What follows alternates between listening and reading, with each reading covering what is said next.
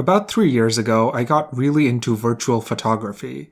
It's the use of photo mode or camera tools in video games to frame and compose interesting shots. And on my journey through Ghost of Tsushima, I inadvertently froze the frame just as an NPC turned to look at me, and it sparked a kind of recognition in my brain.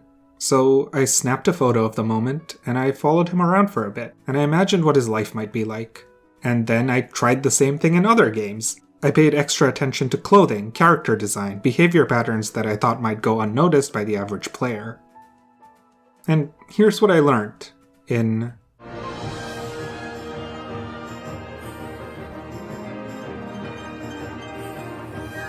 Hey!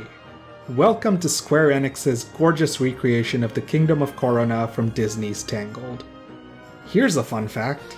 It's populated with NPCs from the movie. I guess they're not called that in film. Background extras from the movie? Who also have background appearances in the short Tangled Ever After?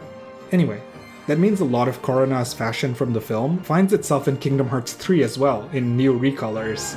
My mom said it's the latest style. I really like this attention to detail and consistency with the world established in the movie. Reportedly, Disney was way more hands-on with KH3 than with the series' previous titles, and that's partly because a lot of the films represented in KH3 are more current, with their animation teams still around to consult on development.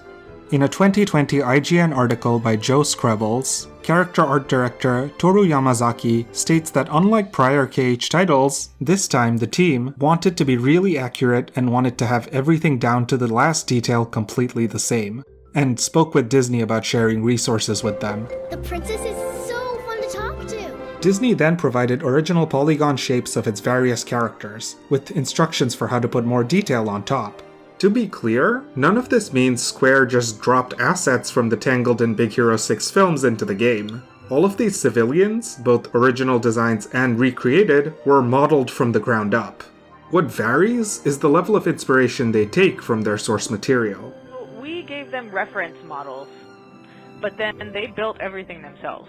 And seriously, when I see this stuff in the game, I am constantly amazed at how good it looks, because their attention to detail is amazing. It is. Director Tetsuya Nomura also states that different teams within Disney had different expectations for how their worlds would be portrayed. If rumors are to be believed, princess films with strict IP branding like Tangled and Frozen needed to adhere more closely to their cinematic counterparts. Whereas stuff like Big Hero 6 or Toy Story gave Nomura's team more room to put their own spin on the story. Potentially, this might be why so many of Corona's NPCs are recreated from the movie, while Olympus's and San Francisco's, from what I can tell, aren't. The latter especially has fairly generic but functional clothes, which does at least feel consistent with its source material Big Hero 6. And this includes a fun little San Francisco Institute of Technology t-shirt from the film. And this robot shirt from the opening scene. The other outfits didn't quite leap out at me, but that doesn't mean all of these guys weren't still fun to follow around though. Listen to these snippy bits of dialogue. I heard your car got launched into the sea? Sorry. Yeah, and my insurance doesn't cover attack by monsters. Oh really? Mr. I ride share even if it's just a couple blocks. It won't be long before science Would you like to take my answers picture? all life's questions. You're right. Way to suck the magic out of everything, science. Oh no, are you back on this message board? Being a hater doesn't make you cool. Also, the cars in San Fran indicate when making U-turns. Here, watch. I was weirdly excited by this for some reason, even though the signals weren't always accurate. Since Sora arrives here after the events of the film, civilians also reference moments from Big Hero 6. We still get monsters here and there, but at least that swarm of super cubes hasn't come back. Wait, question. Was that the same thing that attacked Kraytech? It was definitely similar, but I don't know about the same.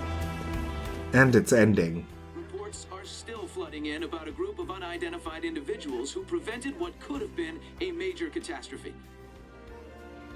In Olympus, well, the designs and clothing are a bit more interesting.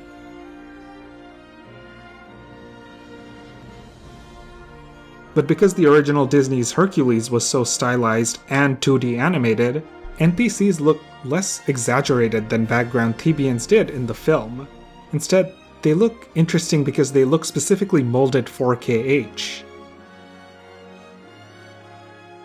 I want a Hercules action figure, and I want a white horse with white wings. Well, it's not going to clean itself. Let's see. I hope they can fix all this. As with San Francisco, townspeople will also make passing references to events from the movie, but unlike SF, these comments also apply to Kingdom Hearts itself. Gotta hand it to them. We know how to rebuild. We should, considering all the practice we get. And every time we come back stronger than ever. Olympus and Thebes have seen their fair share of beatings throughout both the movie and the greater KH series. Port Royal of Pirates of the Caribbean fame is the one other explorable town from a Disney property, and it is greatly expanded here from its last appearance in Kingdom Hearts 2. Unlike the previous Disney films I mentioned though, the source material here was live action, so pulling in faces of extras from the movies would have been both a logistical and legal nightmare. Instead, I cross-referenced the NPC designs with footage of the Disneyland ride, in case the artists recreated anything from there. They didn't. There are light similarities with NPCs from the old Pirates video games though, with the town even having a similar layout to its iteration from At World's End, which makes sense, they're based on the same films. All that being said, these civilians seem to be full KH3 originals. Oh, you make all my problems go away, will ya? Don't make me laugh. You said I'd be happy to try. And the range of NPCs you encounter in the game, who span multiple fashion and art styles, is worth commending. Conversations in Port Royal tend to reference islands you can encounter out in the open Caribbean, or the general state of affairs around trade and piracy. You can't let the little things get you down. Got to keep a watchful eye. These are troubled times. When in all the sea's history haven't they been? These things tie in with both KH3 and the source material's story. For instance, this building here that looks out onto the port was an East India Trading Company office in Pirates 2 Dead Man's Chest. So accordingly, all of the NPCs found around the building are East India officers as well. There's also a scene in the film that features a clock tower in construction here. In Kingdom Hearts 3, you'll notice that the construction's been completed, and the clock hangs tall in all its glory. Drop by the fort, last seen in KH2, and you can go inside this time to find East India Company officers standing over imprisoned pirates. Yo ho, a pirate's life for me. A god is stuck in a sparrow save. Look out, me hearties, yo ho. And brought a blackguard back from the grave. Look out, me hearties, yo ho. Yo ho, a pirate's life for me.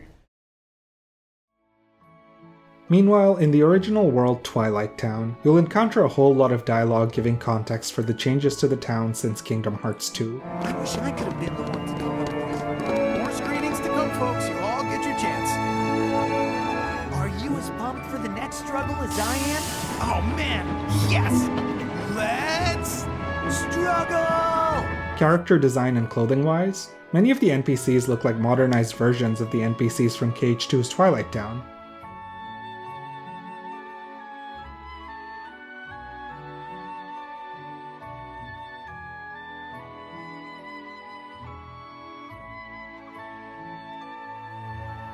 While others are designed completely new.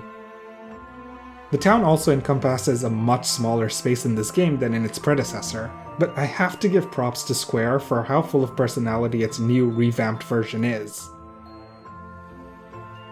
Hey, come on! Let's go on, folks. Today? Sorry, my mom said I had them open. While this is rare, some of the NPCs even wave to the camera when you point it at them. I played around a bit to see how this works. Hiya! And it's only triggered when you happen across an NPC who isn't fixed, i.e. someone who's A. not in the middle of a task, and B. stopped to idle after a walk cycle. Good to see you. I'm going to define task as fixed events and scenarios peppered around the world, like people working on construction or on cleaning a mess. And a walk cycle as, well, the distinction being you can bump into people in the second category while they're aimlessly meandering and see them react. Bullshit. If you bump into fixed NPCs, they won't react, or notice for that matter, and it's only when they're doing neither that they might see you and say hi. Or, if you're in Olympus,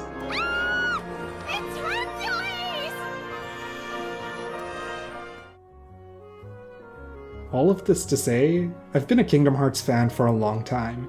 NPCs in this density are a first for the series. The fanbase still jokes about how the crowds in Olympus used to cheer, except the stands were empty, or how Cinderella arrives at the ball and look at that crowd, except there's 2 people. KH3 is a big step forward in this regard. The addition of Sora's new camera, which opens up new ways of interacting with characters, especially since NPCs can react to it, is a great touch. And while the effects you can use are limited to a zoom and a depth of field slider, there is a really cool diorama mode included in the Remind update. It lets you pose the main characters as you wish, but understandably doesn't include background extras. Even then though, there's no shortage of fun sights to see here. No shortage of photo ops. Especially if you want a Disney-themed sandbox, teeming with Final Fantasy-esque quirks and Easter eggs.